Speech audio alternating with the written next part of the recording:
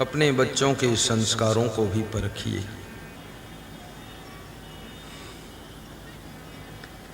मांस खाने से बहुत पाप लगता है,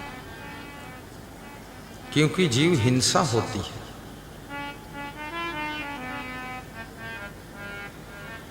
अंकुर भखे सो मानवा, मांस भखे सो स्वान। मांस भखे वो कुत्ता है, शास्त्र ने उसको कुत्ते का स्थान दिया, मांसाहारी मनुष्य को। मांस भखे सो स्वान, स्वान माने कुत्ता है।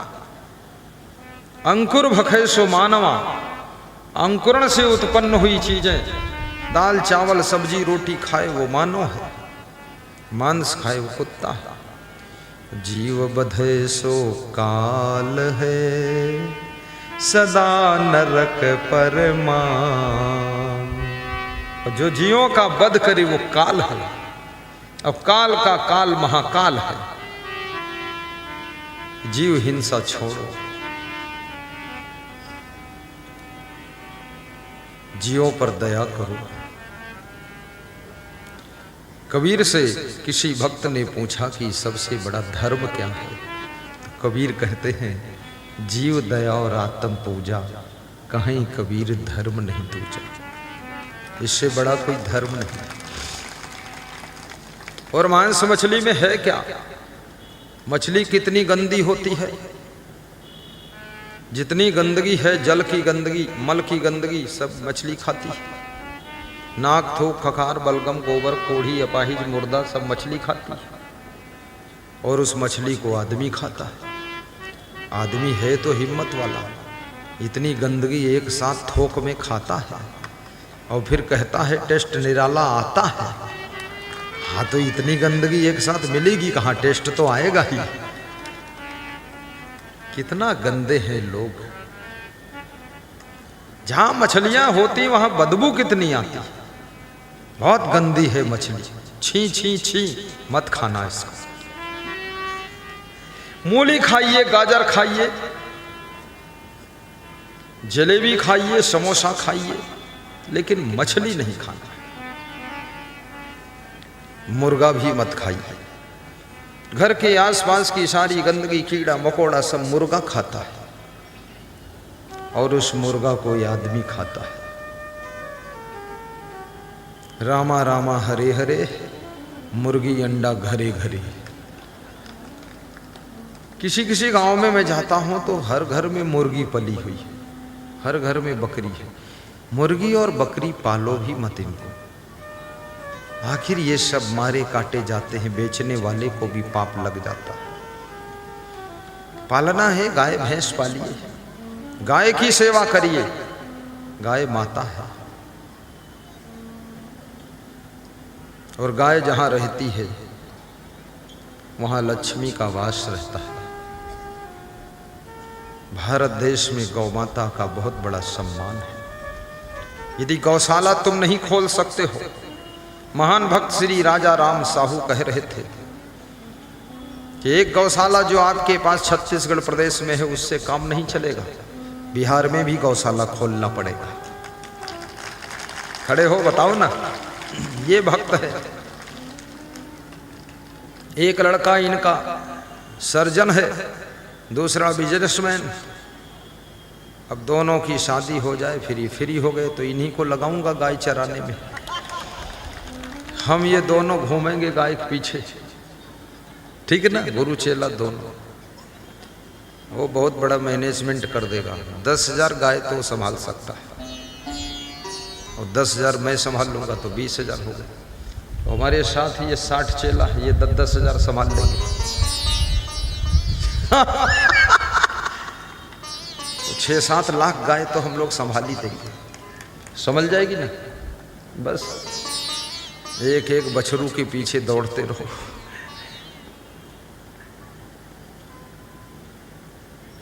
गाय वास्तव में बड़ा प्रेमी पशु है,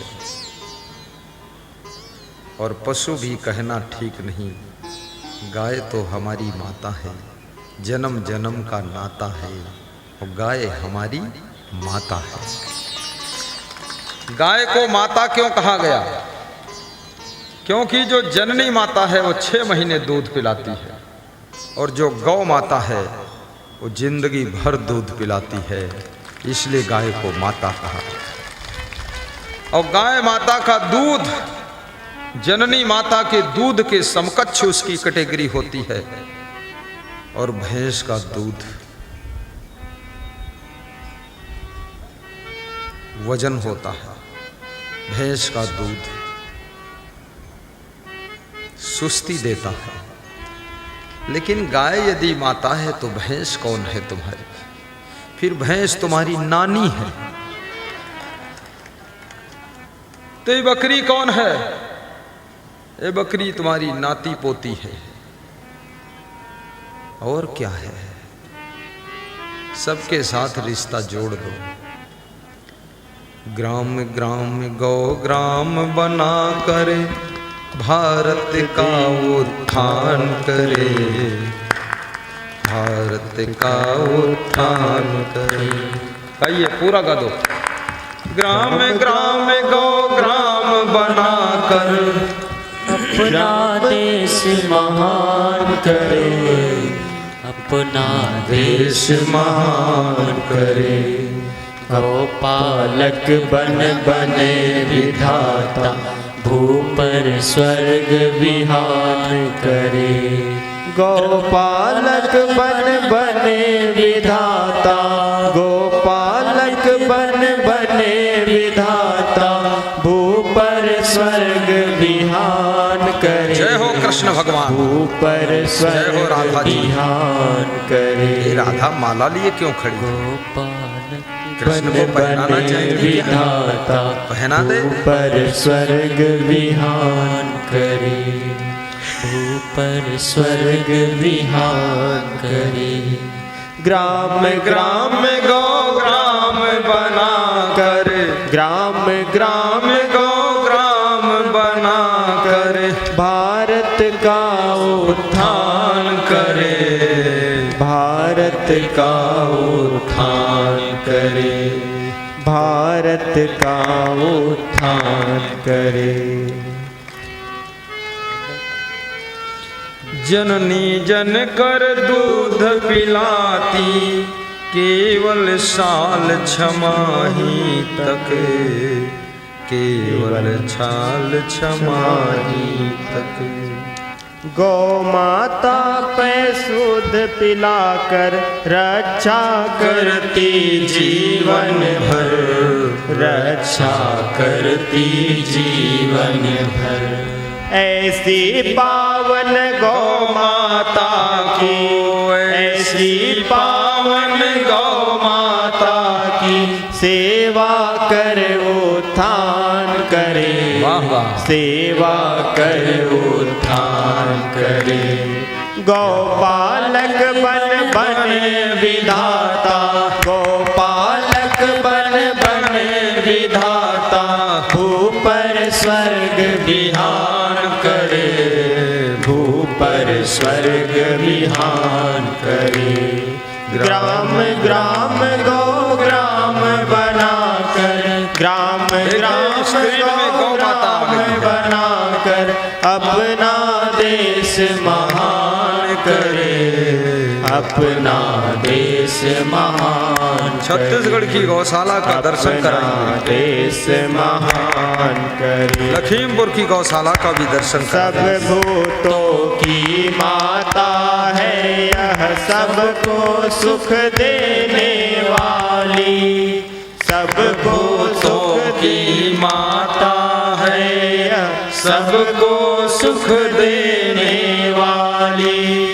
रोम रोम में देव बसे है, भव सागर तरने वाली, भव सागर तरने वाली। पंचगव्य औषधि संजीवनी, पंचगव्य औषधि संजीवनी, तन मन को बलवान करे, तन मन को बलवान करे। गौपालक बन बने विधाता, गोपाल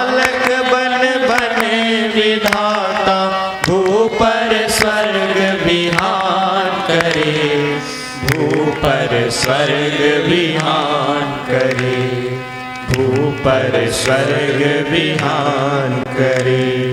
ग्राम ग्राम गौ ग्राम बना कर, ग्राम ग्राम गौ ग्राम बनाकर भारत का उत्थान करे, अपना देश महान करे, अपना देश महान करे।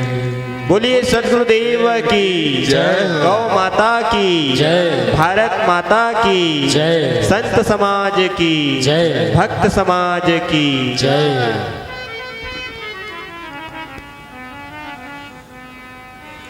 गौ माता का दूध जिसे अमृत का स्थान दिया गया है,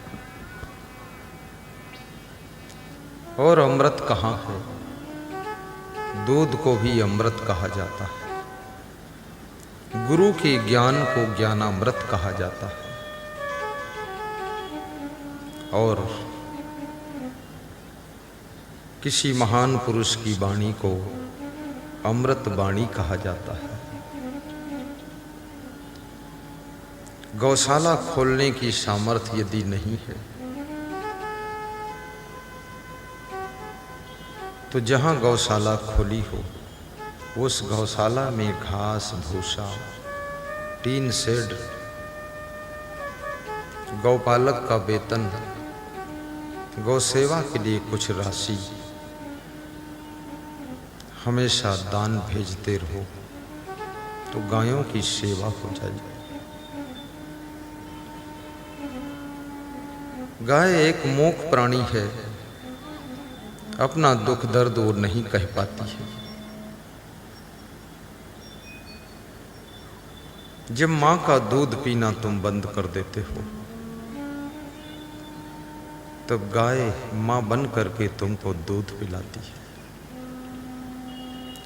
और उस दूध की कभी कभी खीर बनाते हो, कभी सेवई बनाते हो, कभी उस दूध के घी से मालपुआ बनाते हो।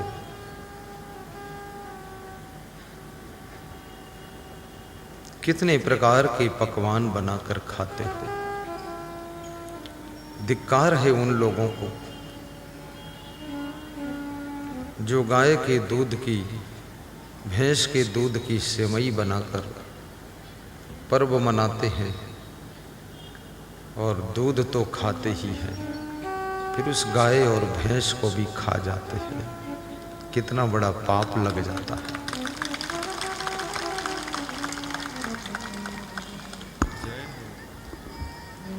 जियो और जीने दो।